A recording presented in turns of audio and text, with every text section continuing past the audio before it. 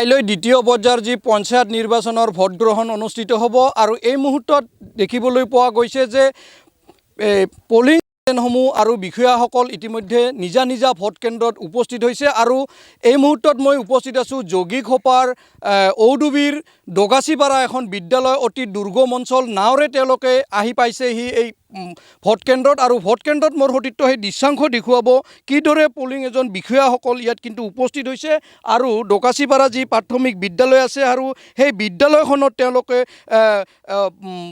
কেন্দ্ৰ আছে ভোট কেন্দ্ৰ আৰু এই ভোট কেন্দ্ৰত তেওঁলোকে উপস্থিত হৈছে দুৰ্গম অঞ্চল আৰু প্ৰায় 1 ঘণ্টা তেওঁলোকৰ সেই নৈ পাৰ হৈ আহিবলগীয়া হৈছিল বিষয়াসকল আছে আৰু বিষয়াসকলৰ পৰা মই কিছু কথা জানিম ছাৰ কিমান দূৰৰ পৰা আহিছে আপোনালোক আমি ভালে দূৰৰ পৰা আহিলোঁ প্ৰথমতে আমি এই আমাৰ কি কয় চাপৰত নামিলোঁ তাৰ পৰা ট্ৰেক্টৰ হৈ ট্ৰেক্টৰতে নমাই দিলে নাৱেদি মানে ঘূৰি ঘূৰি ইমান দূৰ আহি পালোঁ মানে বহুত কষ্ট হৈছে মানে 1 ঘণ্টা 1.5 ঘণ্টা নাওতে লাগিল আমাৰ এই গতিকে ইমান এটা দুৰ্গম অঞ্চলত প্ৰথমবাৰ আহিছোঁ এতিয়া ৰাইজে যদি সহায় সুযোগ আগবঢ়ায় মোটামুটি ইলেকশ্যনটো ভাল হ'ব বুলি মই অনুমান কৰি আছোঁ এতিয়া মই ইমান দূৰ আহিছোঁ ইমান নাৱেদি আহিছোঁ মোৰ ভয়ো লাগি আছে চ' নাওটো অলপ ডুবি চুবি যায় আমাৰ কিন্তু চিকিউৰিটি মানুহবিলাক আছে সেইকাৰণে ইমান ভয় লগা নাই বাৰু এনেই ভাল লাগিছে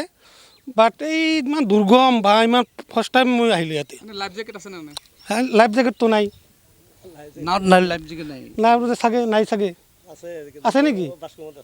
অঁ আছে কিন্তু আমাক মই দেখা নাইতো সেইকাৰণে মই ক'লোঁ আৰু মই আহিলোঁ অভয়পুৰীৰ পৰা সকলো সামগ্ৰী লৈ আমাৰ সতীৰ্থসকল আছে কেইজন বিষয়া আছে ইয়াতে আমাৰ 4জন পুলিং বিষয়া আছে মই প্ৰিজাইডিং অফিচাৰ হয় পঢ়া-শুনাৰ লোকো আছে পঢ়া-শুনাৰ লোক পুলিচ হয় পঢ়া-শুনাৰ লোক বহুত আছে চাওক বহুতবিলাক পঢ়া-শুনাৰ মানুহ আছে আমাৰ লগত কিমান ভোট আছে ইয়াতে আছে 419 পৰিকল্পনা কি কৰিছে পুৱাৰ 7:30 বজাৰ পৰা ভোট গ্ৰহণ আৰম্ভ হ'ব সেই প্লেনিং লৈ আমি আৰম্ভ কৰিম আৰু প্লেনিং অলপ ৰাতি আৰু ল'ম আৰু প্লেনিং কিন্তু সুকলমে হ'ব বুলি মই ভাবোঁ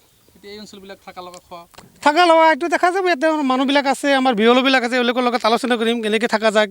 কি কৰা যায় সেই ব্যৱস্থা কৰিম তেওঁলোকৰ লগত আলোচনা কৰিম আন এজন ছাৰ আছে তেওঁৰ পৰা জানিম ছাৰ কি ক'ব দুৰ্গম অঞ্চলত আপুনি ভোট থেংক ইউ দুৰ্গম অঞ্চল মানে আহিলোঁ যি হিচাপে আহিলোঁ নজনা বস্তুৰ প্ৰতি জনাৰ এটা আগ্ৰহো থাকে মোৰ বেয়া লগা নাই মোৰ ভালেই লাগিছে এনেকুৱা এটা অঞ্চল যে আছে মানুহে যে ইমান দুৰ্গম অঞ্চলত থাকে আমি কল্পনাই কৰিব পৰা নাছিলোঁ আমি যি ঠাইত থাকোঁ ভাবোঁ যে মানুহে কিজানি ইমান বেয়া ঠাইত নাথাকে ভাল লাগিছে মোৰ এটা নজনা ঠাইৰ বিষয়ে জানিলোঁ মোৰ ভাল লাগিছে মোৰ বেয়া লগা নাই থেংক ইউ হয় আচলতে এইদৰে ক'ব লাগিব যে বিষয়াসকলে কিন্তু কেন্দ্ৰসমূহত উপস্থিত হৈছে আৰু কাৰণ যিহেতু কাইলৈ যি দ্বিতীয় পৰ্যায়ৰ ভোট গ্ৰহণ অনুষ্ঠিত হ'ব আৰু ভোট গ্ৰহণ অনুষ্ঠিত হ'ব দেখিবলৈ পোৱা গৈছে যে ব্ৰহ্মপুত্ৰ নাওৰে এই দগাচিপাৰা গাঁৱত উপস্থিত হৈছে এইসকল বিষয়া কাৰণ কাইলৈ তেওঁলোকে দ্বিতীয় পৰ্যায়ৰ যি ভোট গ্ৰহণ অনুষ্ঠিত হ'ব আৰু এতিয়া ভোট ল'বৰ বাবে এইদৰে দগাচিপাৰা গাঁৱত উপস্থিত হোৱা দেখিবলৈ পোৱা গৈছে যে পলিং এজেণ্ট বা বিষয়াসকল লগতে প্ৰশাসনৰ লোকো কিন্তু ইয়াত উপস্থিত হৈছে আৰু কাইলৈ পুৱা 7:30 লগে লগে ইয়াত ভোট গ্ৰহণ অনুষ্ঠিত হ'ব আৰু এই ভোটসমূহ লোৱাৰ বাবে এইদৰে উপস্থিত হৈছে বিষয়াসকল